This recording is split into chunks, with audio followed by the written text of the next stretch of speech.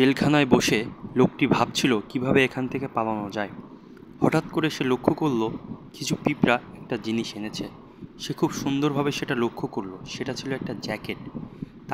সে মনে হলো তাকে এগুলো পরার জন্য নির্দেশ করছে এবং টাইম কাউন্ট করা শুরু করেছে 10 থেকে। সে এটা ভাবতে ভাবতে দ্রুত কি সিদ্ধান্ত নেবে সে ভেবে পাচ্ছে না।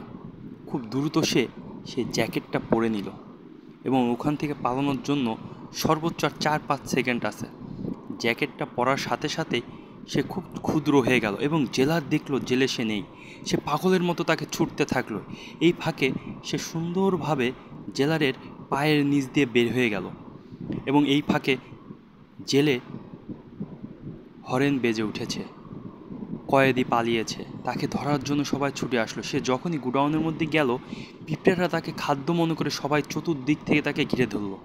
এমন সময় একটি বড় মৌমাছি এসে তাকে রক্ষা করলো এবং তার পিঠের উপর তাকে নিয়ে বলল, তুমি আমার পিঠের উপর ওঠো, আমি তোমাকে এখান থেকে মুক্ত করছি। সে খুব সুন্দরভাবে তার পিঠের উপর উঠে বসলো, আর এদিকে জেলারা তাকে খোঁজার জন্য তন্ন তন্ন করে খোঁজা শুরু করে দিল। সে ফাঁকে করে মৌমাছিটি তাকে নিয়ে ওড়া শুরু করলো। সে বিভিন্নভাবে গাড়ির গ্লাস, মোটর সাইকেল সব কিছুর অতিক্রম করে সে একটি রেলের ভিতর মহিলার চুলের মধ্যে ঢুকে গেল, কিন্তু সেখান থেকে উড়ে গিয়ে একটা পেপারের উপর পড়লো। লোকটি পেপার ঝাড়ু দিয়ে তাকে ফেলে দিল।